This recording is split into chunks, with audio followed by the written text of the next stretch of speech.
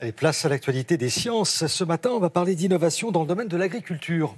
Laurence Boisvillers s'est rendue dans les Hauts-de-France pour visiter une ferme, la ferme 3.0. C'est une exploitation nouvelle génération qui vient juste d'être inaugurée et que le public pourra découvrir le 8 juin. Je pense que c'est jeudi, dans le cadre d'une opération porte ouverte. En attendant, regardez, voilà à quoi ça ressemble.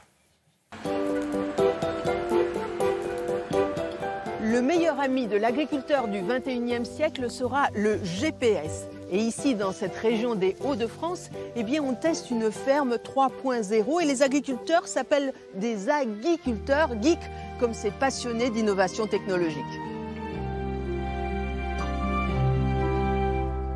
Tout l'intérêt de la ferme 3.0, c'est d'évaluer toute cette nouvelle technologie, aussi bien d'un point de vue technique, de voir si cela est réalisable et si techniquement ça marche, mais aussi de voir si économiquement toute cette technologie est abordable pour l'exploitation agricole.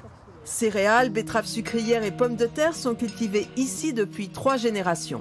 Aujourd'hui, des ingénieurs épaulent le propriétaire et cette exploitation est devenue la première ferme agroécologique 3.0 de France. Comme j'ai toujours été curieux et très intéressé par les nouvelles technologies, j'ai donc proposé de faire un partenariat avec la Chambre d'agriculture et qui leur permet de tester les dernières innovations qui permettent d'apporter les engrais, les produits phytosanitaires au bon moment, à la bonne dose et permettre ainsi de limiter la pollution et de limiter les résidus.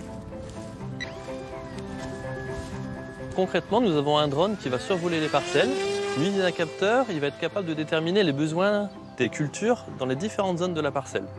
Suite à cela, toutes les données collectées seront rentrées dans l'ordinateur de bord du tracteur qui pourra alors épandre la juste dose au bon endroit.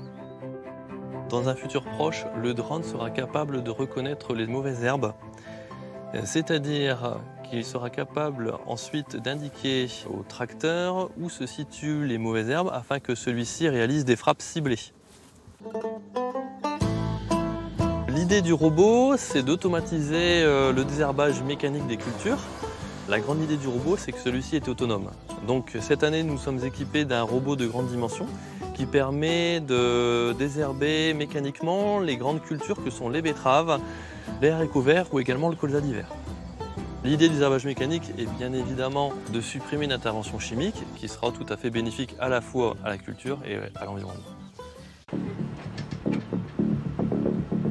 Grâce au GPS, nous pouvons programmer les trajets des tracteurs qui nous emmènent vers la voie de l'automatisation également de la conduite.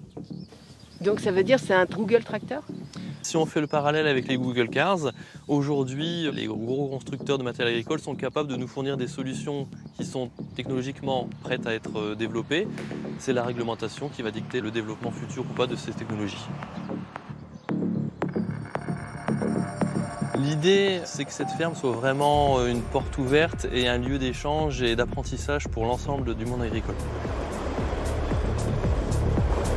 Ce projet a commencé il y a 3 ans et dès la première année, grâce à ces innovations technologiques, on a pu économiser 25% de produits phytosanitaires. Et ça, c'est déjà très bien pour la planète.